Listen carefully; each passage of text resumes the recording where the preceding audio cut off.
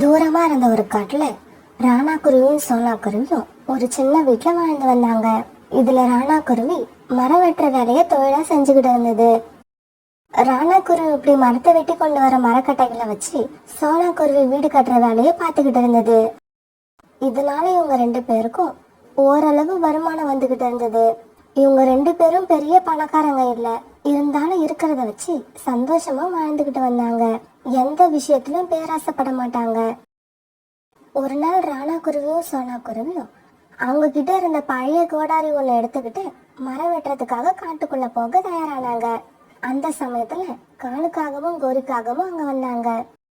ராணா, எங்களுக்கு மரத்தாலான வீடு ஒண்ணு நீங்க தயார் செஞ்சு கொடுக்கணும். உங்களால கொடுக்க முடியுமா? அப்படி கொடுக்கறதா இருந்தா அந்த வீட்டோட விலை என்னன்னு சொல்லுங்க.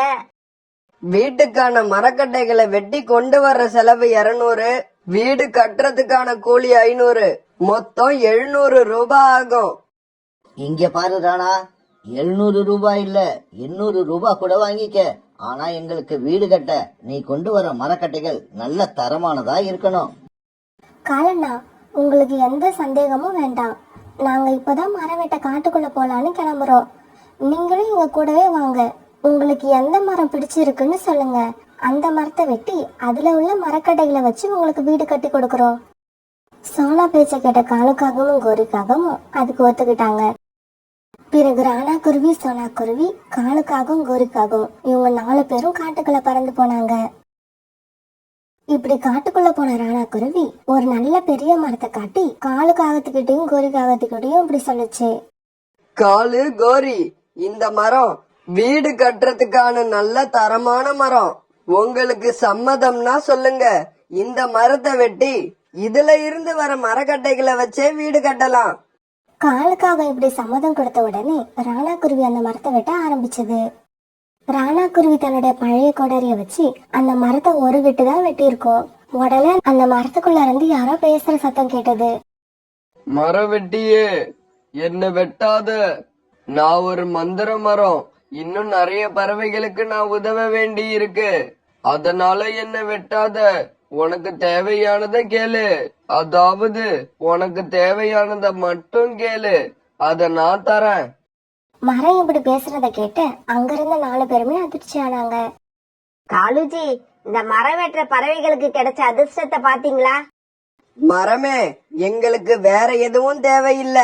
எங்க கிட்ட இருக்கிற கோடாரி ரொம்பவும் பழசா போயிடுச்சு. இத வச்சு மரங்களை வெட்ட கஷ்டமா இருக்கு. அதனால எங்களுக்கு ஒரு புது கோடாரி கொடுத்து உதவணும். நீ கேட்ட மாதிரியே உனக்கு புது கோடாரி கொடுக்கறேன். ஆனா அதுக்கு பதிலா உன்கிட்ட இருக்கிற பழைய கோடாரிய நான் எடுத்துப்பேன். மரம் இப்படி கேட்டதுக்கு ராணா குருவியும் சோனா குருவியும் சம்மதம் சொல்லவே அந்த மரம் ஒரு புது கோடாரிய கொடுத்துட்டு இவங்க வச்சிருந்த பழைய கோடாரிய எடுத்துக்கிச்சு. பிறகு வேற ஒரு மரத்தை தேர்ந்தெடுத்து அதை வெட்டி காலுக்காகத்துக்கு வீடு கட்ட தேவையான மரக்கட்டைகளை எடுத்துக்கிட்டு சாயங்காலமா 4 பேரும் வீடு திரும்பினாங்க. கோரி, அந்த மந்திர மரம் மட்டும் நம்மளை பார்த்து உங்களுக்கு என்ன வேணும்னு கேட்டு இருந்தா எவ்வளவு நல்லா இருக்கும். எதை கேட்கறதுன்னே தெரியாத அந்த ராணா குருவியும் சோனா குருவியும் அந்த மந்திர மரத்துக்கிட்ட போயும் ஒரு கோடாரிய கேட்டு வாங்கிக்கிட்டாங்க. காலுஜி, இப்பவும் ஒன்னும் கெட்டு போகல. வாங்க, நாம ஒரு கோடாரி எடுத்துக்கிட்டு அந்த மரத்தை போய் வெட்ட ஆரம்பிப்போம். இப்படி செஞ்சா அந்த மரம் நம்மளையும் பார்த்து என்ன வேணும்னு கண்டிப்பா கேக்கும். இப்படி பேசிக்கிட்ட காலுக்காகவும் கோரிக்காகவும் பிறகு தங்களுடைய கோடாரி எடுத்துக்கிட்டு அந்த மரத்தை நோக்கி பறந்து போனாங்க. இப்படி போன இவங்க அந்த மரத்தை ஒரு கோடாரிய எடுத்து வேக வேகமா வெட்ட ஆரம்பிச்சாங்க. மரவெட்டியே, என்ன வெட்டாதீங்க. நீங்க என்ன வெட்டாம விட்டுட்டீங்கன்னா நீங்க கேக்குறத நான் கொடுப்பேன். மரமே, எனக்கு மிகப்பெரிய பிரம்மாண்டமான எல்லா வசதிகளும் உள்ள ஒரு வீடு வேணும். காகமே, நீ கேட்ட மாதிரி உனக்கு வீடு கிடைக்கும். ஆனா அதுக்கு பதிலா நான் உன் மனைவியை எடுத்துப்பேன். நான் நினைச்ச மாதிரி பிரம்மாண்டமான வீடு கிடைச்சா நாம எத்தனை கல்யாணம் வேணாலும் பண்ணிக்கலாம். ஆனா கோரி தான் வேணும்னு நினைச்சோம்னா அந்த மாதிரி வீடு நமக்கு இனி கனவுலயும் கிடைக்காது. மரமே, உனக்கு கோரி தானே வேணும், எடுத்துக்க, இப்பவே எடுத்துக்க. காலுக்காக இப்படி சொன்ன உடனே பக்கத்துல நின்னுகிட்டு இருந்த கோரி மாயமா மறைஞ்சு போயிடுச்சு. காகமே, உன்னோட பழைய வீடு இருந்த இடத்த போய் பாரு.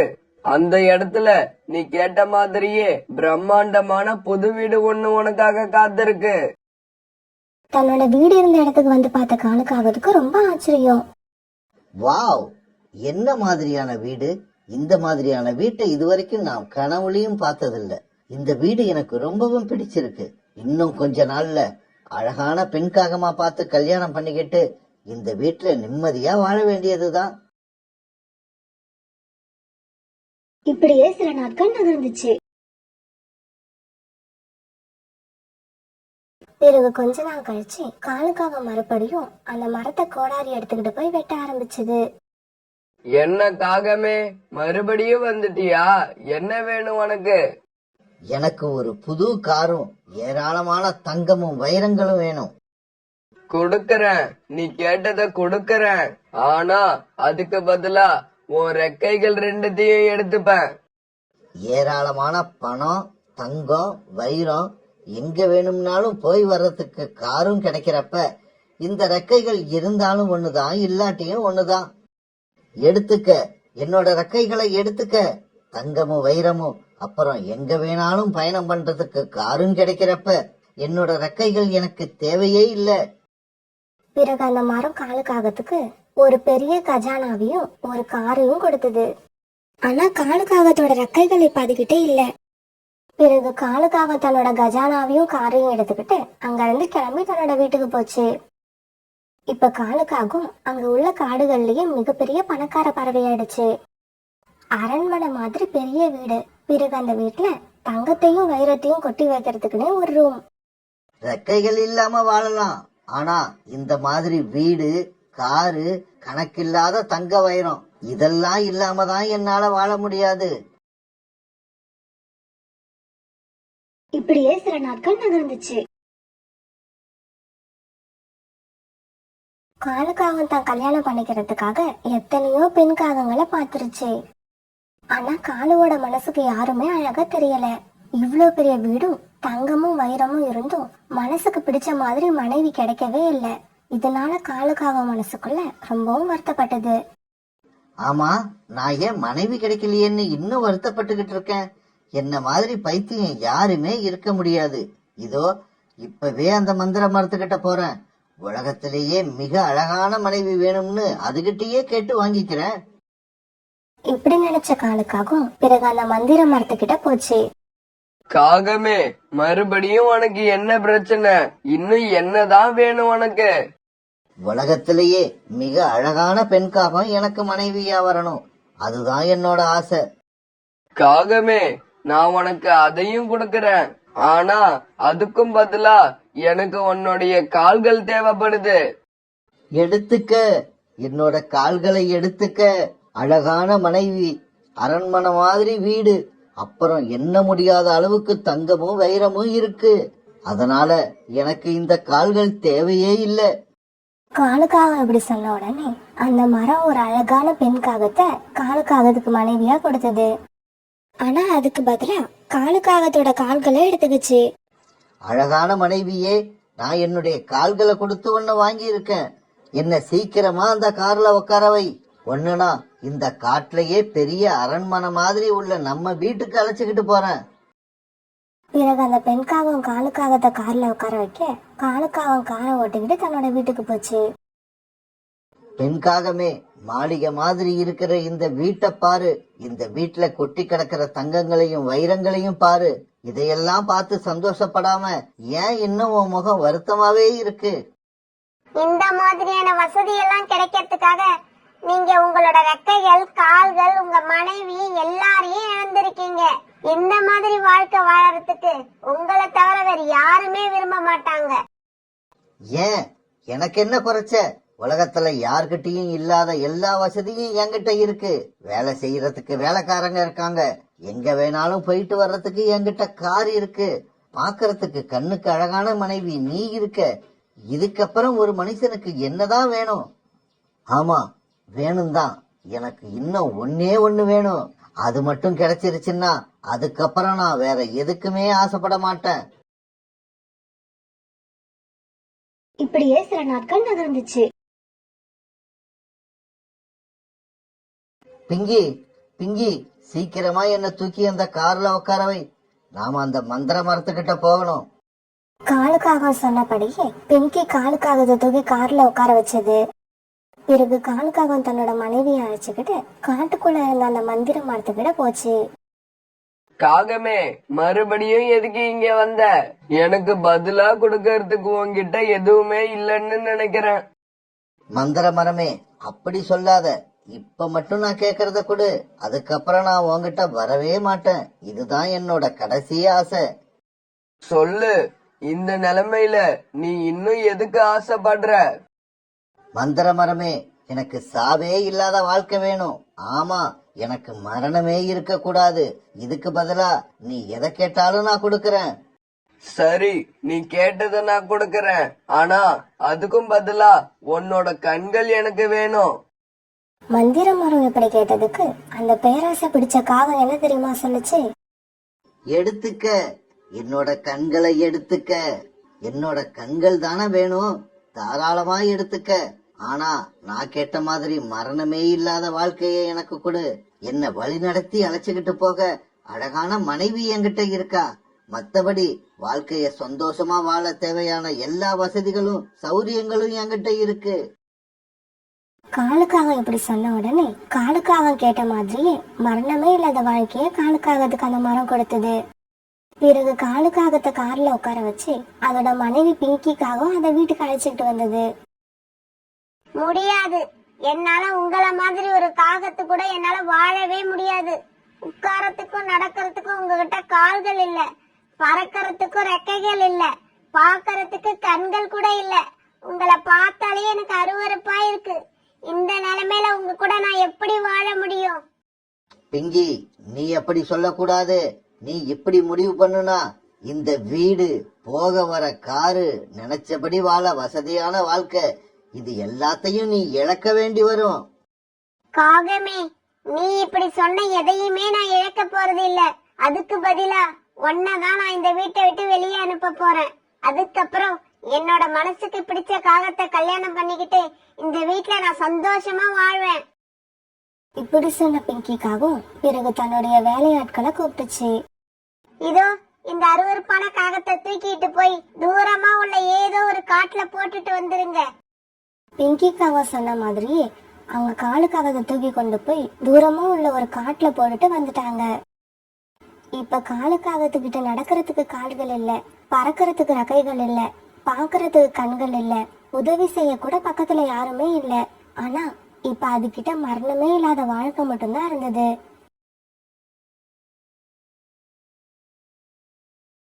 அன்னைக்கு சோனா குருவியும் பியூட்டியும் ரொம்ப சந்தோஷமா இருந்தாங்க. அதுக்கு காரணம் சோனா குருவி தன்னோட பொண்ணு பியூட்டிய முதல்ல அந்த வருஷம் ஸ்கூல்ல சேர்க்கறதுக்கு எல்லா ஏற்பாடும் பண்ணிடுச்சு. காலையிலேயே சீக்கிரமா எழுந்திருச்சு ஸ்கூலுக்கு போறதுக்கு தயாரான பியூட்டி அம்மாவை அவசரப்படுத்திக்கிட்டே இருந்துச்சு. அம்மா, சீக்கிரமா கிளம்புங்க, நாம லேட்டா போனா அட்மிஷன் நடந்து முடிஞ்சிடுச்சுன்னு சொல்லிடுவாங்க. இங்க பாரு பியூட்டி, நீ அத பத்தி கவலைப்படாத. நான் புறா அண்ணா கிட்ட சொல்லி பிரின்சிபல் வரைக்கும் பேசிட்டேன். எப்படி இருந்தாலும் உன்னை இன்னைக்கு ஸ்கூல்ல சேர்க்காம நான் வீட்டுக்கு திரும்பி வரவே மாட்டேன். இப்படி பேசிக்கிட்ட சோனா குருவும் பியூட்டியும் பிறகு ஸ்கூலை நோக்கி பறந்து போனாங்க. உன் பேர் என்னம்மா? என் பேரு சோனா. நான் உங்களை கேட்கலமா, உங்க பொண்ண கேட்டேன். சார், என் பேரு பியூட்டி. உங்க அம்மா பேர் என்ன? எங்க அம்மா பேரு சோனா. உங்க அப்பா பேர் என்ன? அவர் வந்திருக்கிறாரா? எங்க அப்பா பேரு ராணா. ஆனா அவர் இப்ப வரல சார். எங்க அப்பா வேலை விஷயமா வெளியூர் போயிருக்காங்க. இங்க பாருங்கம்மா, உங்க பொண்ணு கேக்குற கேள்விக்கெல்லாம் தைரியமாவும் தெளிவாவும் பதில் சொல்றா. அதனால இந்த பொண்ண ஸ்கூல்ல சேர்த்துக்கிறதா முடிவு பண்ணிட்டேன். நீங்க பக்கத்துல உள்ள ரூமுக்கு போய் ஃபீஸ கட்டிட்டு வீட்டுக்கு போயிடுங்க. நாளைக்கு உங்க பொண்ண ஸ்கூலுக்கு அனுப்பி விடுங்க. அவர் இப்படி சொன்னதுக்கு அப்புறம் தான் பியூட்டிக்கு நிம்மதியா இருந்தது. பிறகு சோனா குருவும் பியூட்டியும் தங்களோட வீட்டுக்கு திரும்பி வந்தாங்க. அன்னைக்கு ராத்திரி தூங்குறதுக்காக படுத்த சோனா குருவிய பியூட்டி தூங்கவே விடல. ஸ்கூலுக்கு போறத பத்தி பேசிக்கிட்டே இருந்தா. அம்மா, ஸ்கூலுக்கு போனா நிறைய ஃப்ரெண்ட்ஸ் கிடைப்பாங்க இல்ல? ஆமா, நிறைய பேர் கூட பேசலாம், நிறைய ஃப்ரெண்ட்ஸ் படிப்பாங்க. ஆனா அதுல நல்லவங்க யாரு கெட்டவங்க யாருன்னு நாம தான் கண்டுபிடிக்கணும். அம்மா, நீங்க ஸ்கூல் ஃபர்ஸ்ட் டே உங்களுக்கு எப்படி இருந்துச்சு? உங்களுக்கு நிறைய ஃப்ரெண்ட்ஸ் கிடைச்சாங்களா? இங்க பாரு பியூட்டி, நீ இப்ப வாயை மூடிட்டு தூங்கலன்னா அம்மா கிளம்பி ரீட்டா ஆண்டி வீட்டுக்கு போயிடுவேன். சோனா குரு இப்படி கோவமா சொன்னதும் பியூட்டி அம்மா கிட்ட கேள்வி கேட்கறத விட்டுட்டு கண்ணை மூடிக்கிட்டு தூங்க ஆரம்பிச்சது. மறுநாள் பொழுது விடிஞ்சிச்சு. பியூட்டி ஸ்கூலுக்கு போறதுக்கு தயாரா இருந்தது. அம்மா, நான் ஸ்கூலுக்கு போயிட்டு வரேன். பியூட்டி ஸ்கூலுக்கு போறதுக்கு முன்னாடி நான் சொல்றதையெல்லாம் கேட்டுட்டு போ. இங்க பாரு பியூட்டி, நீ ஸ்கூலுக்கு போறப்போ திரும்பி வரப்போ அறிமுகம் இல்லாதவங்க கிட்ட இருந்து எதையும் வாங்கி சாப்பிடக்கூடாது. அவங்க கூட சேர்ந்து எங்கேயும் போகவும் கூடாது. அம்மா, ஏற்கனவே எனக்கு தெரிஞ்சவங்களா இருந்தா?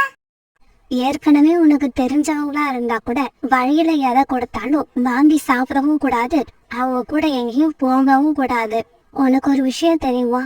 அறிமுகம் உள்ளவங்க தேவையில்லாம வழியில உங்ககிட்ட பேசவே மாட்டாங்க. அம்மா, எதுக்காக இப்ப எனக்கு இவ்வளவு கண்டிஷன் போடுறீங்க? இங்க பாரு பியூட்டி, 2 நாளைக்கு முன்னாடி ஸ்கூலுக்கு போயிட்டு திரும்பி வந்த ரோனி குருவியோட குழந்தைய யாரோ கிட்னாப் பண்ணிட்டு போயிட்டாங்க. அன்னைக்கு சாயங்காலம் ஆச்சு. காலேஜி, ஸ்கூல் விடுற நேரம் ஆயிடுச்சு. மசன்னு நிக்காதீங்க, சீக்கிரமா கிளம்புங்க. சரி சரி, நான் இப்பவே கிளம்புறேன். சாக்கு பைய நான் எடுத்துக்கிறேன். சாக்லேட் இருக்கிற பாக்கெட்டை எடுத்துக்கிட்டு சீக்கிரமா வா. பிறகு சாக்கு பையையும் மிட்டாய்களையும் எடுத்துக்கிட்ட காணிக்காகவும் வரிக்காகவும் ஸ்கூலை நோக்கி பறந்து போனாங்க. இப்படி போனவங்க ஸ்கூல்ல இருந்து குழந்தைங்க திரும்பி வர வழியில இருந்த ஒரு மலைப்பாங்கான இடத்துல உட்கார்ந்தாங்க. காலேஜி, அங்க பாருங்க, ரீட்டாவோட பையன் மிட்டு வந்துகிட்டு இருக்கான். இவனை ரொம்ப ஈஸியா கிட்னாப் பண்ணிடலாம். பிறகு ரீட்டாக்கிட்டியோட பையன் விட்டு காங்கன் உட்கார்ந்துருக்க இடத்துக்கிட்ட பறந்து வரப்ப கோரிக்காவும் இப்படி பேச ஆரம்பிச்சது. டேய் மிட்டு, இங்க வா, வந்து இந்த சாக்லேட்டை வாங்கிக்கிட்டு போ. உடனே விட்டு காவூர் கிட்ட வந்து உட்கார்ந்தான். இந்தா, இந்த சாக்லேட்டை சாப்பிடு. ஆண்டி, எனக்கு ஒரு சாக்லேட் பத்தாது, 5 சாக்லேட் கொடுங்க. டேய் மிட்டு, நீ முதல்ல இந்த ஒரு சாக்லேட்டை சாப்பிடு. அதுக்கப்புறம் நீ எத்தனை கேட்டாலும் நான் கொடுக்குறேன். காலுக்காக இப்படி சொன்ன உடனே மிட்டா அந்த சாக்லேட்டை வாயில போட்டு சாப்பிட ஆரம்பிச்சான். சாக்லேட்டை சாப்பிட்ட விட்டு அப்படியே வழங்கிக்கியா வந்துட்டான். டேய் மிட்டு, உன்னால இந்த ஒரு சாக்லேட்டையே முழுசா சாப்பிட முடியல. இதுல உனக்கு 5 சாக்லேட் கேக்குதா? இப்படி சொன்ன காலுக்காகவும் பிறகு மிட்டுவை தூக்கி தன்னோட சாகு பையில போட்டுக்கிச்சு. உடனே காலுக்காகவும் கோரிக்காகவும் அங்க இருந்து பறந்து போனாங்க. சிஷ்யா, இதோட 3 குழந்தைகள் ஆயிடுச்சு. ஆமாம் தலைவி, இன்னும் 2 குழந்தைங்க தான். அதையும் கொண்டு வந்து கொடுத்துட்டீங்கன்னா அந்த 5 குழந்தைங்களையும் கடலுக்கு அந்த பக்கம் உள்ள காட்டுக்கு தூக்கிக்கிட்டு போய் வித்துட்டு வந்துடலாம். பூமர், இன்னும் 2 குழந்தைகளை கொண்டு வந்து கொடுத்துட்டா நீ பேசினபடியே எங்களுக்கு 1 லட்சம் ரூபாய் கொடுத்துருவல்ல? காலு தலைவா, அதுல சந்தேகமே வேண்டாம். கடலுக்கு அந்த பக்கம் உள்ள காட்டுல இப்ப குழந்தை பறவைகளுக்கு நிறைய கிராக்கி இருக்கு. 5 குழந்தைங்களை கொண்டு போய் கொடுத்தா கண்டிப்பா எப்படியும் 2 லட்சம் ரூபாய் கொடுப்பாங்க. அத நாம 2 பேரும் ஆளுக்கு பாதியா எடுத்துப்போம். அன்னைக்கு ராத்திரி ரீட்டா கிண்டியோட பையன் விட்டு காணாம போவதை பத்தி அந்த காடே பரபரப்பா பேசிக்கிட்டு இருந்தது. சோனா, மிட்டு எப்பவும் ஸ்கூல் விட்டு 5 மணிக்கெல்லாம் வீட்டுக்கு வந்துருவான். ஸ்கூல் விட்ட உடனே அவன் வேற எங்கேயும் போக மாட்டான், நேரா வீட்டுக்கு தான் வருவான். ரீட்டா, 2 நாளைக்கு முன்னாடி ரோனி அக்காவோட குழந்தை காணாம போனது உனக்கு தெரியும் தானே? அப்படி இருந்தும் நீ எப்படி இவ்வளவு அலட்சியமா இருந்த? இப்படியே ஒரு 10 நாட்கள் ஓடிடுச்சு. பிறகு ஒரு நாள் காலுக்காகவும் கோரிக்காகவும் சாக்கு பையையும் சாக்லேட்டையும் வச்சுக்கிட்டு மறுபடியும் அதே இடத்துல வந்து உட்கார்ந்துருந்தாங்க. கோரி, இன்னும் 2 குழந்தைங்க தான். அவங்கள மட்டும் நாம பிடிச்சுக்கிட்டு போயிட்டோம்னா 1 லட்சம் ரூபாய் கிடைக்கும். காலுக்காக இப்படி சொல்லிட்டு இருக்கும்போது கோரிக்காக சந்தோஷத்துல துடி குடிக்க ஆரம்பிச்சது. காலேஜி, இங்க பாருங்க, 2 குழந்தைங்க ஒன்னா வராங்க. அப்ப அந்த வழியா புறாவோட பையன் ராஜியும் சோனா குருவியோட பொண்ணு பியூட்டியும் பறந்து வந்துகிட்டு இருந்தாங்க. காலேஜி, ஒரே கல்லுல 2 மாங்காய். இந்த 2 குழந்தைங்களையும் இன்னைக்கு நாம ஒரே அமுக்கி பூமர் கிட்ட தூக்கிட்டு போயிடணும். குழந்தைங்களா, இங்க வாங்க, இந்த சாக்லேட்டை வாங்கிக்கிட்டு போங்க. கோரிக்காக இப்படி சொன்னதும் ராஜியும் பியூட்டியும் அங்க வந்து உட்கார்ந்தாங்க. இந்தாங்க, இந்த சாக்லேட்டை வாங்கிக்கோங்க. கோரிக்காக இப்படி சொல்லி சாக்லேட்டை கொடுத்த உடனே ராஜி வாங்கிக்கிட்டான். ஆனா பியூட்டி வாங்கல. ஏய் குருவி, நீ ஏன் சாக்லேட் வாங்க மாட்டேங்கிற? உனக்கு பிடிக்காதா? அப்படியெல்லாம் இல்ல, எனக்கு சாக்லேட் பிடிக்கும். இருந்தாலும் அறிமுகம் இல்லாதவங்க கொடுத்தா வாங்க கூடாதுன்னு எங்க அம்மா சொல்லி இந்த சோனா குருவி எது செஞ்சாலும் அது நமக்கு ஆப்போசிட்டாவே இருக்கு. சரி சரி, சாக்லேட் வேண்டாம்ல, இந்த இடத்துல உட்காராத, உடனே கிளம்பி போ. தம்பி, நீ சாக்லேட்ட சாப்பிடுறா. ராஜி, சாக்லேட்ட சாப்பிட்டுட்டு சீக்கிரம் என் கூட வா, நாம வீட்டுக்கு போகணும். இங்க பாரு, அவன் உன் கூட வரமாட்டான், நீ கிளம்பலாம். அவன் வர்றதுக்கு நேரம் ஆகும். முடியாது, நான் அவனை அழைச்சுக்கிட்டு தான் போவேன். இங்க பாரு குருவி, மறுபடியும் இப்படி அடம் பிடிச்ச ஒரே அடியை அடிச்சு இந்த குளத்துல தூக்கி போட்டுருவேன். காலுக்காக இப்படி பயமுறுத்தின உடனே பியூட்டி அங்க இருந்து பறந்து போய் செடிகளுக்கு மறைவுல உட்காந்து என்ன நடக்குதுன்னு வேடிக்கை பார்க்க ஆரம்பிச்சது. வழக்கம் போல மிட்டாய் சாப்பிட்ட உடனே ராஜி மயக்கமாயி கீழே விழுந்தான். உடனே அவன் தூக்கி சாக்கு பையில போட்டுக்கிட்டு காலுக்காகவும் கோரிக்காகவும் அங்கிருந்து பறந்து போனாங்க. உடனே பியூட்டியும் அவங்களுக்கு தெரியாம அவங்க பின்னாடியே பறந்து போச்சு. தலைவி, இன்னைக்கு 2 குழந்தைங்களை புடிச்சுக்கிட்டு வந்து வேலையை முடிப்பீங்கன்னு நினைச்சேன். ஆனா நீங்க இன்னைக்கு ஒரு குழந்தைய தான் கொண்டு வந்திருக்கீங்க. சிஷ்யா, நீ எப்படி நினைச்சியோ அதே மாதிரிதான் நாங்களும் நினைச்சோம். இருந்தாலும் ஒரு சின்ன குருவியால எங்களோட திட்டம் எல்லாம் பாழா போச்சு. இதையெல்லாம் குகையோட வாசல மறைஞ்சிருன்னு பாத்துக்கிட்டு இருந்த பியூட்டி உடனே தன்னோட வீட்டுக்கு வேக வேகமா பறந்து போச்சு. அம்மா அம்மா, காணாம போன குழந்தைங்க எல்லாரையும் காணாம கோரி ஆண்டியும் அங்க ஒரு குகையில அடைச்சி வச்சிருக்காங்க. சீக்கிரமா போனா அவங்கள காப்பாத்தலாம். இப்படி சொல்லிட்டு பியூட்டி அந்த குகையை நோக்கி வேகமா பறந்து போக ஆரம்பிச்சது. உடனே அங்க இருந்த பறவைகள் எல்லாம் பியூட்டி பின்னாலே பறந்து போனாங்க. இப்படி போனவங்க அந்த குகையோட வாசலுக்கு போய் சேர்ந்தாங்க. இருங்க, நாம அவசரப்பட வேணாம். குகைக்குள்ள போறதுக்கு முன்னாடி போலீஸ்க்கு தகவல் சொல்லிடுவோம். இப்படி சொன்ன புறா பிறகு தன்னுடைய செல்போனை எடுத்து போலீஸ்க்கு தகவல் சொல்லுச்சு. ஆமா சார், காணாம போன 4 குழந்தைங்களும் இந்த குகைக்குள்ளதான் இருக்காங்க. சீக்கிரம் வாங்க. குகையோட வாசல்ல நிறைய பறவைகளை பார்த்த பூமராங்க இப்படி பேச ஆரம்பிச்சது. தலைவி, நான் உங்களை குழந்தை பறவைகளை தான் அழைச்சுக்கிட்டு வர சொன்னேன். இப்படி பெரிய பெரிய பறவைகளை யார் அழைச்சுக்கிட்டு வந்தது? இவங்க எல்லாம் எனக்கு தேவையில்லை. உடனே போக சொல்லுங்க இங்க இருந்து. போயிடுறோம், இப்பவே போயிடுறோம். ஆனா நாங்க போறதுக்கு முன்னாடி செய்ய வேண்டிய முக்கியமான வேலை ஒண்ணு இருக்கு. புறா இப்படி சொன்ன உடனே குகைக்குள்ள போன பறவைகள் எல்லாரும் காலுக்காகவும் நெறிக்காகவும் அப்புறம் அவங்களோட சிஷியம் பூமர் இப்படி 3 பேரையும் அவங்களுடைய கோபம் தீர அடிக்க ஆரம்பிச்சாங்க. பிறகு கொஞ்ச நேரத்துல போலீஸும் அந்த இடத்துக்கு வந்து சேர்ந்துருச்சு. பிறகு காலுக்காகவும் கோரிக்காகவும் பூமர் இவங்க 3 பேரையும் போலீஸ் அரெஸ்ட் பண்ணிட்டாங்க. பியூட்டி, இந்த கடத்தல் கும்பலை கைது பண்ண உதவியா இருந்த உனக்கு ரொம்பவும் நன்றி. எல்லா குழந்தைங்களும் இப்படிதான் இருக்கணும். பியூட்டி நினைச்சிருந்தா நாம தப்பிச்சா போதும்னு தப்பிச்சிருக்கலாம். ஆனா அப்படி செய்யாம ஒரு பெரிய கடத்தல் கும்பலை கைது பண்றதுக்கு உதவி பண்ணிருக்கு. பிறகு எல்லா குழந்தைகளும் அவங்க அம்மா அப்பா கூட ஒன்னா சேர்ந்துட்டாங்க. இந்த சமயத்துல தன்னுடைய பொண்ணு பியூட்டிய நினைச்சு சோனா குருவி ரொம்பவும் பெருமைப்பட்டுச்சு.